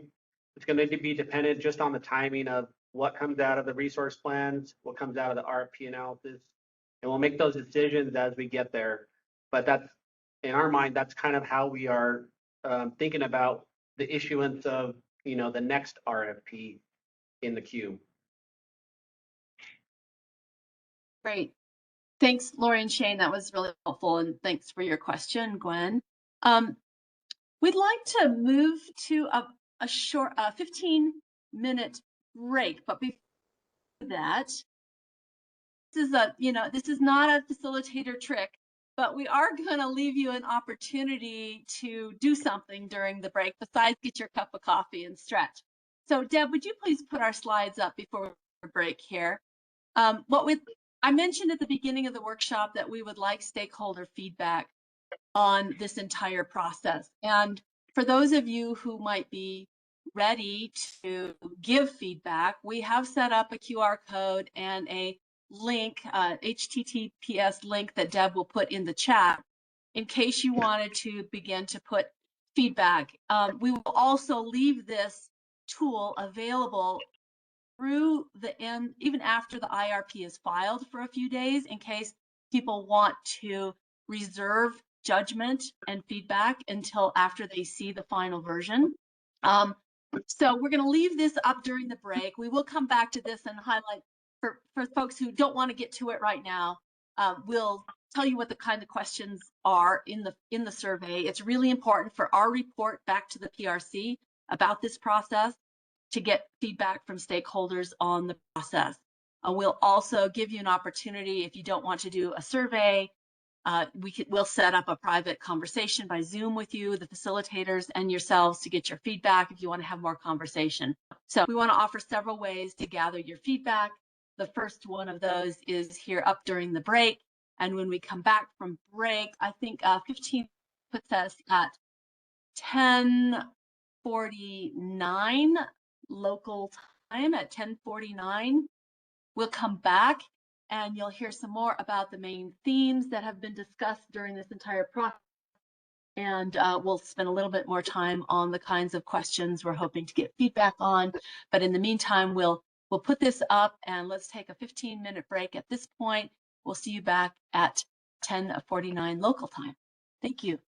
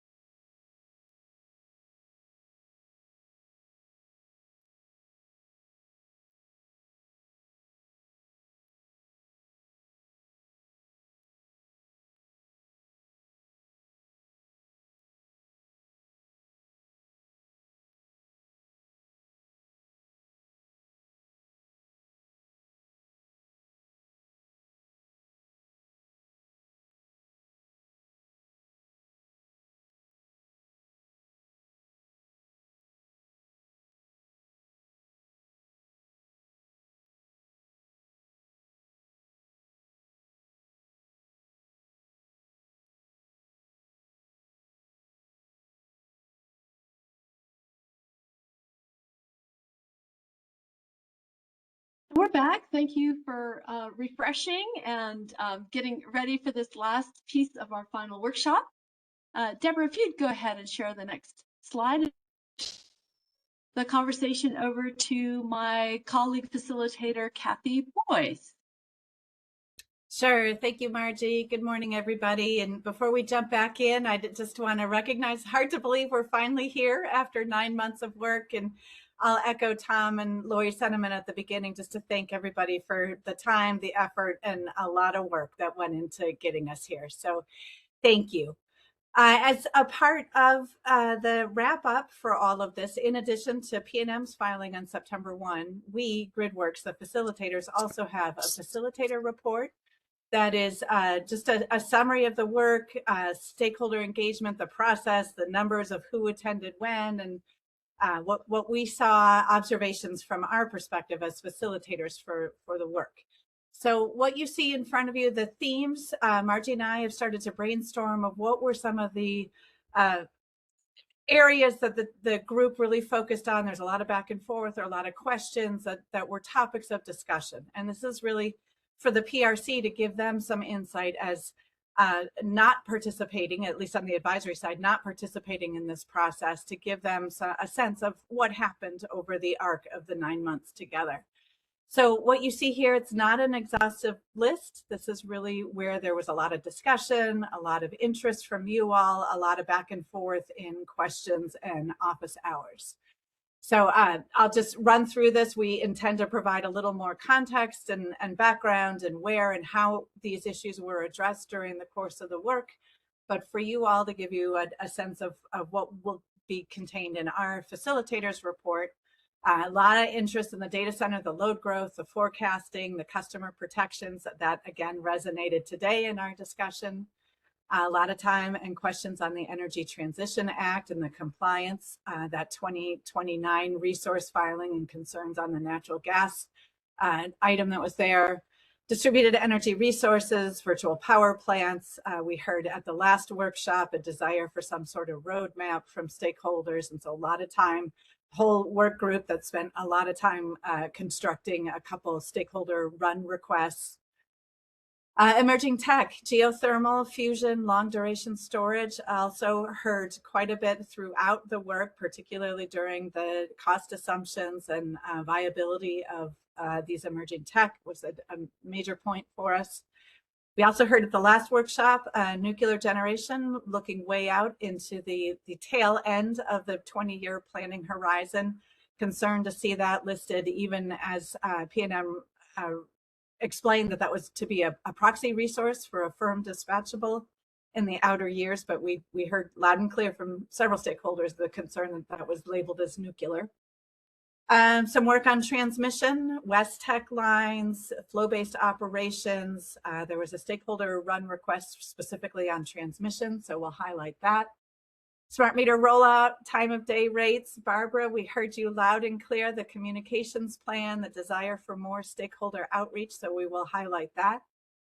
Customer bill impacts, affordability, that was a request that came throughout today. PNM presented on that, recognizing the difficulty of looking at rates when you're really at the very high level of resource planning and years well out into the future. And then early on, and then again today, I would say with the relationship among the IRP modeling, the 2023 IRP, the RFPs that have subsequently followed, this 26 IRP, and then any future acquisition procurement activities, just that intermingling, I think has been a struggle for all of us to really lay out the chronology and the timing. And so we will highlight that as well. And the last one, really feedback for us at GridWorks, some frustration, I think, early on of access to modeling data and looking for answers to questions, written questions, the early question sets that came in. Hopefully we have addressed that. We established some processes of probably about February, March timeframe, but we will highlight that for the commission as well of a lot of almost data sets, data questions that were coming in and how to effectively work with that through a very diverse stakeholder group. So just to give you a hint, if you have feedback for us on that, we'd sure appreciate it. On the next slide, the place where you can do that, we will also report on essentially your satisfaction levels with this work. The commission wants to hear from you. I see nobody took us up on the offer to fill out the survey. There's just a handful of required, very quick yes/no questions, and then some optional if you want to go into more depth. But what we're looking to hear, and I think what the commission wants to hear from you is, did you feel like you had an impact in the process? Did you feel heard and understood by the utility? Were there unresolved issues for you at the end? And that's one in particularly that we would like to hear. Do you feel there are unresolved issues? And if so, what are they? Representation, did you feel like this was a diverse group? Were all the voices that needed to be in this process present? And if not, who else would you suggest? We are looking for additional for next go round. If there are other groups, let's please share it with us. Were your interactions respectful, both with the utility and from us? Was the material accessible? The flow of information? Was the repository, were you able to get to what you needed as far as information communications? The facilitation, that's for us, of how did we do over the course of the work? And then for those of you who are repeat stakeholders here, would love to hear any comparisons of what you saw in the 23 process versus the 26. So as Margie has said, we're requesting responses by September 4th. That's intentional so that when the September 1 filing goes in, you have a chance to voice any concerns, frustrations. We'd love positive feedback as well, but just a chance to really give feedback to us as we go ahead and draft that report. So there's a QR code for those of you that have your phones. Deb dropped the link in, maybe we can do that again, but we'll keep this open for some time. Also, as Margie has said, we're available if you want to just do this verbally and not have to go through another Google form, we're happy to make the time for that as well. And I think that I will hand it back to Tom and Lori if you want to have any reflections or any thoughts you want to offer on the themes that we identified in our facilitation, where that report will go.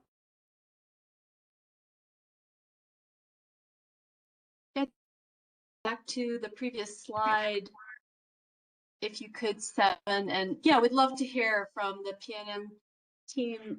Is there any comment you want to make about these themes? And then we should open it up for stakeholders if there are themes or important conversations that you feel didn't make this list. It'd be great to hear from you. But let's start with the PNM team.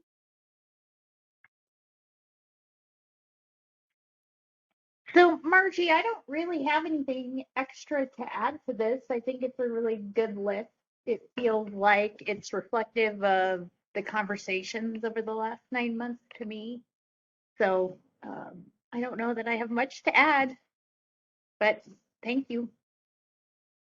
Yeah, and we do plan to kind of put our perspective in on some of these. We feel that these were areas of concern with stakeholders. They were repeated themes. Some of them aren't really what I'd call unresolved issues, but they were areas that came up frequently in conversation. Some of them probably are just PNM did have to take some positions on things like what's our baseline in starting this IRP process and stuff, and that included large loads in it. Some of that is still got a lot of uncertainty and a lot of concerns around those kinds of things. Hopefully our current resource filing will help show there are customer protections and things that PNM is very focused on implementing in those areas and coming up with rates that are fair and allocated to the large loads that are causing them.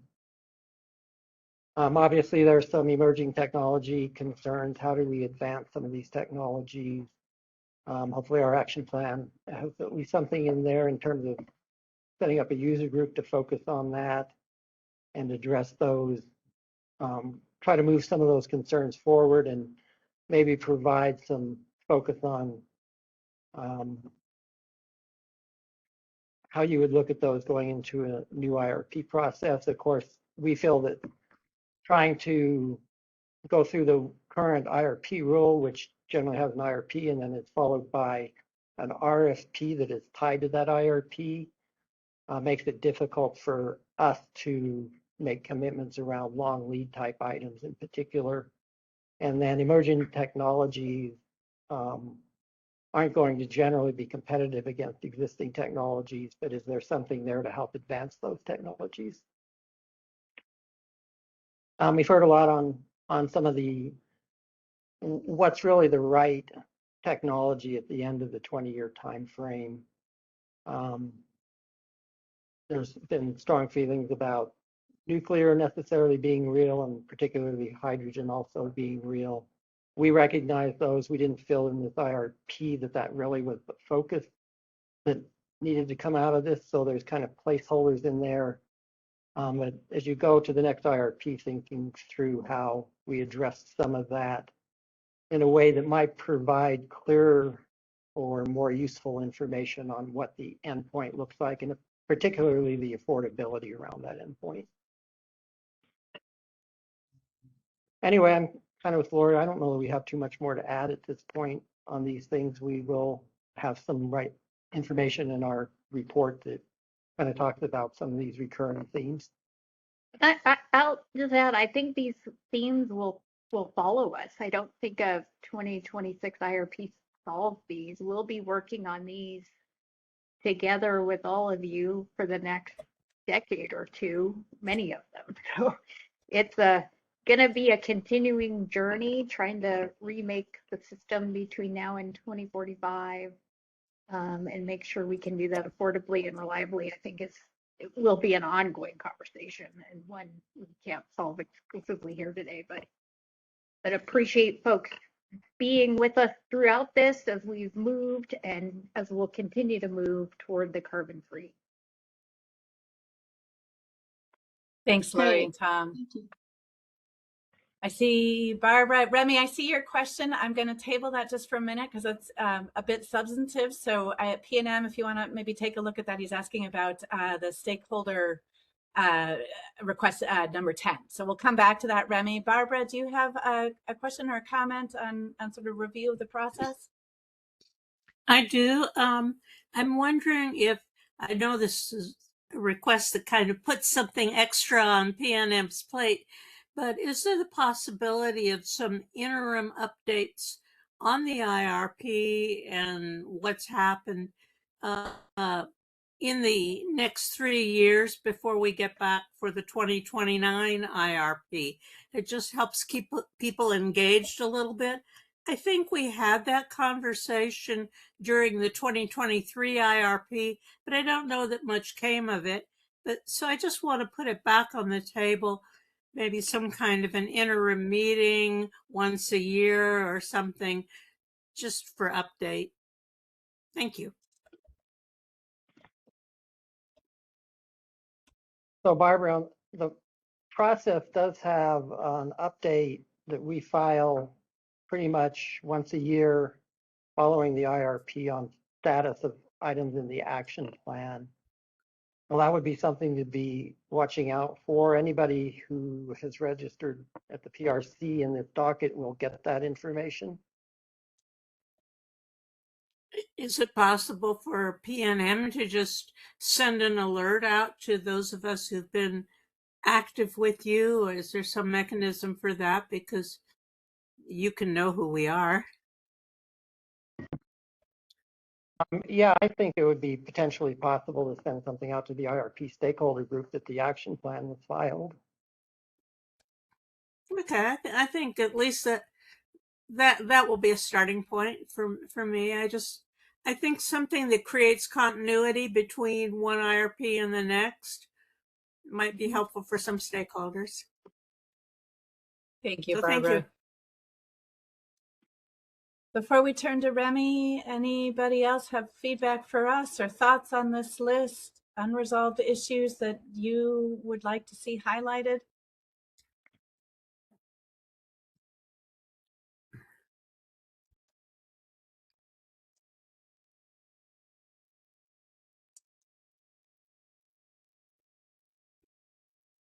Okay. All right, thank you. We really do ask that you take just a few minutes to answer the survey for us. That will provide us the context to be able to report back to the commission. So thank you in advance for taking that time. Let's go back to Remy in the chat, and Margie, I'll hand it back to you. Great, thank you. So yeah, Remy, go ahead and state your question. I know there was some follow-up on the stakeholder scenario on transmission. Not sure you were able to attend that workshop. So please ask your question and we'll ask for a reply from the PNM team. Thanks, and apologies if I'm just catching up on the process. I was out for a couple months on family leave, but if there was a conclusion to that scenario request, I was hoping for an update on it. The last I had heard, I think we had met with Tom and the PNM team, and that scenario was, then number 10, and we had made some adjustments to the initial proposal that PNM said were, more reasonable and possible. So my understanding was that scenario was going to be conducted, but I didn't see it in the draft IRP report. So just was hoping for an update. All right, we'll check into that because any of the stakeholder scenarios should have a specific write-up in the report. If that's not there, I'll research it and see what we can add. We did run that scenario and did present it, so. Fantastic. Thank you. Appreciate it. Yeah, Remy, we did the work in Survem to show what the increase in basically interconnectivity would do to the, I think it was just, can't recall if it was PRM. It might have just been, yeah, I think it was an impact of PRM. So that will be in the Power Gem report. We should have that shortly, and it'll have a small section on that sensitivity that we performed there. Okay, thanks so much for that update. I'm really glad that work was completed and trusted to see the results. And my understanding was that the plan was to take that back and run a capacity expansion model run on the CTP future so that we could see what that change in connectivity and PRM, what that impact was on the portfolio results in Encompass. And so if that was done or is possible to still do, it would be great to see the results of that sensitivity in the IRP report as well as in the Power Gem analysis. All right. Yeah, I don't know that we actually took that additional step there, so I'm not sure we'll be able to add anything at this time. But Ben has his hand up. Ben, I suspect you have something to add. Yeah, sorry, I was just going to add to Tom and Shane's response there. So I'm just looking at the draft document, Remy, and you're correct. For some reason, it's been cut off on stakeholder scenario 9. So I think there's like 10 through 13 I know have been drafted because I drafted them myself, but it looks like there's been some sort of version control on the online version. So certainly I will go back in and then add that for the final report. Perfect. Thank you. Good catch, Remy. Thank you. All of you who've had a chance to look at the section, interested in your eyes on that, super helpful. Thank you.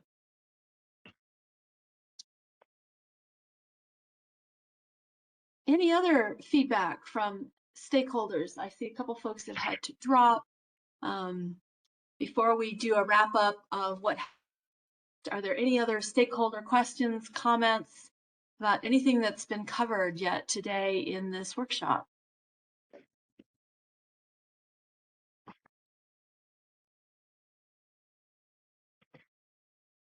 All right, well then, if I don't see any, Kathy, am I missing anything? Oh, Orland just raised a hand. Oh, and now it went down. Orland, if you have something, please jump in. Folks, we yes, have I did. I was just lowering my hand there. Okay, I wanted to just make a comment. I was looking at your I was looking at your survey there and on Q2, differences that stood out to me between the last IRP cycle and this one. I think you all have done an excellent job in your structure and pacing, and I think that this 2026 IRP had a much more deliberate phased design, and I appreciate that. So you went from orientation to modeling, foundation and results, and the statement of need and action plan much more organized this time around. So I just wanted to make that comment, and I appreciate your work on this. Well, we appreciate that, Orland. I know at times it seems like things were awfully rushed for us, and I'm pretty sure at times for stakeholders. So we appreciate that insight.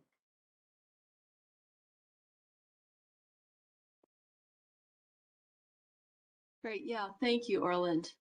And in all fairness, 2023 IRP is the first utility to run the new process of stakeholder of any utility in the state. So leading edge and leading by example and evolving, improving as we go forward is the motto here, but certainly glad to hear that feedback from you, Orland.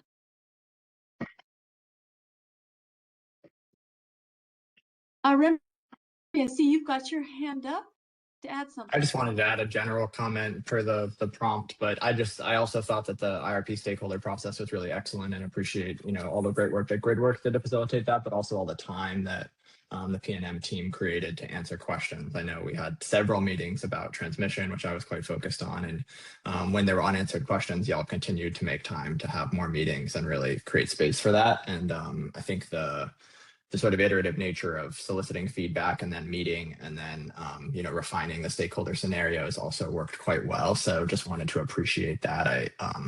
I was participating in a few other IRPs in other states, neighboring states that just frankly don't create as many opportunities for stakeholder input in the modeling process and in the assumptions and how the scenarios are run. So I think it's really great that PNM's doing that. I just wanted to say thanks to everybody. I appreciate you offering that, Remy. Thank you. All right, so if I don't see any other hands, am I missing one, Kathy?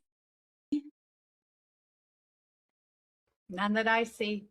I have one response right now, folks. Please, please, we really need this so we have some information to communicate to the PRC. Yeah, so let's turn to our last slide. Actually, two more slides, I think. Go ahead, Deb. Sorry, we'll post a summary from this workshop site on the GridWorks website, as we've harped on you or requesting feedback on the process by 5 o'clock on September 4th. I realize there may be some folks who would like to wait to see what the final document looks like before offering feedback. We totally appreciate that. But if you feel like you would like to have a conversation with us before that time, please let us know and we'll schedule something to talk with you, probably on Zoom, to gather your really important feedback. The next slide, then, I think this reiterates what Tom mentioned earlier. This is the graphical version of the schedule of what happens next. The stakeholder process is no longer 6 months, it's more than that. But as you know, the filing is September the 1st. There's the previous process was December 2023. There's a graphical problem here. But the public comment, then utility response happens 30 days after filing.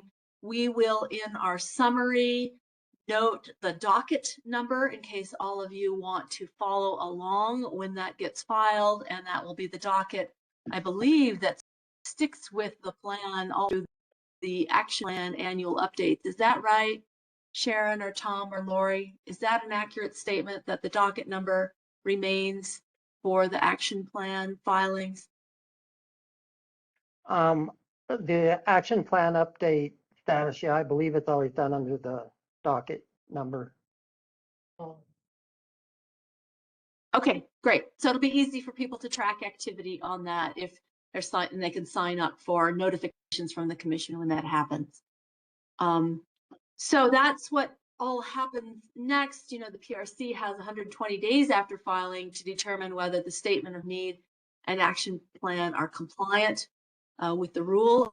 If there's no action taken, those pieces of IRP are deemed accepted, and I assume that at that point the commission accepts the entire report, although the language in the rule, I believe, says that is focused on the statement of need and action plan. And then after all that happens, the request for proposals as listed in the action plan goes forward, and there's a whole nother process for public comment on those parts of the process. So with that, Deb, our last slide, again, if you have any particular questions as we wrap up this process or things you want to discuss as we put our report together, please contact me and we will make sure that we get in touch with all of you. A big thank you to all the over 200 folks that have attended at least one workshop, and the 44 of you who've attended more than half of our gatherings together. Your input's been important, and as Tom pointed out in his presentation, there were lots of places where stakeholder input had effect on the actual report and the modeling. And so this could not have happened without the active involvement by so many of you. So with that, Kathy and Deb, is there anything else we need to conclude with before we say adieu? Nothing for me, thanks. No, nothing Deb? for me. Thank you, everyone. Great. All right, well, thank you, and have a day. We hope to see you in another conversation in the future. And please, feedback is really going to be valuable. Thank you for taking time to do that. Okay, bye-bye. Thank you, everybody. Thanks, everybody. Hi, thank you.